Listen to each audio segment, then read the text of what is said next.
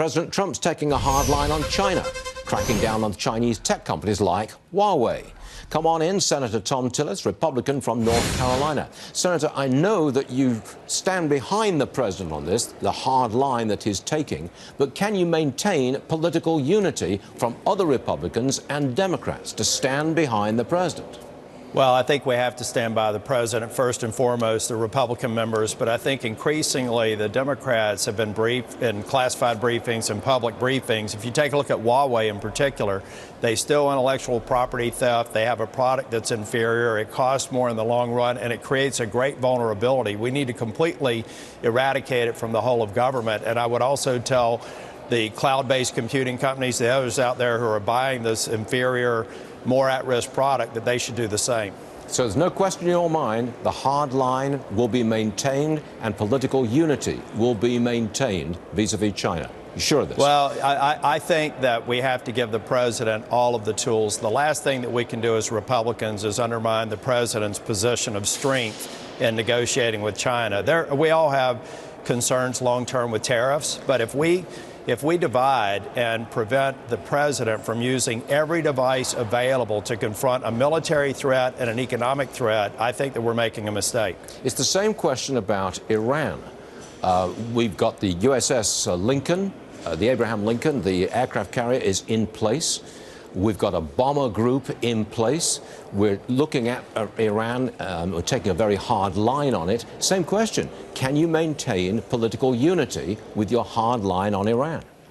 I think we can. I think that the president's demonstrated he does not like military conflict. In fact, he was discussing the possible withdrawal in Afghanistan and Iraq even ahead of schedules that we would feel comfortable with. So the president does not want to put men and women in uniform in harm's way.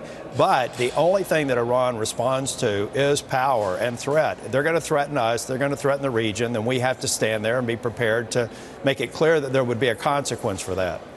Where do you think this election's going? We're running a special on this network, and we have much of the week, capitalism versus socialism.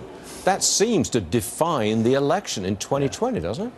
Well, I was in the chamber when the president very strongly rejected socialism, and I saw a lot of discomfort on the other side of the aisle. This country does not want to become a socialist democracy. I think they reject it at every level, and if that becomes the defining choice in next year's election, then I think we'll see President Trump win by large numbers.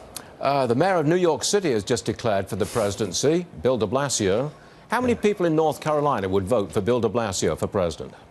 Not enough to get over 50%. I mean, the people of North Carolina like limited government. They like what Republicans have done since they took control of the legislature to put more money in their pocketbooks, to reduce regulations, more people at work than a very long time in North Carolina, consistent with the country under the president's leadership.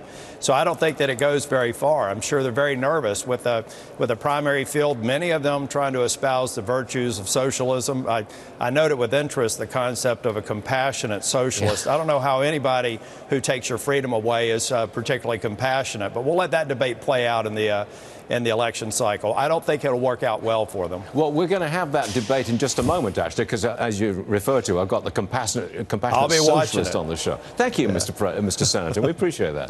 Thom Tillis, everyone. Good man. Thanks for joining us, sir. We'll see you again soon. Thank you. Thank you. All right.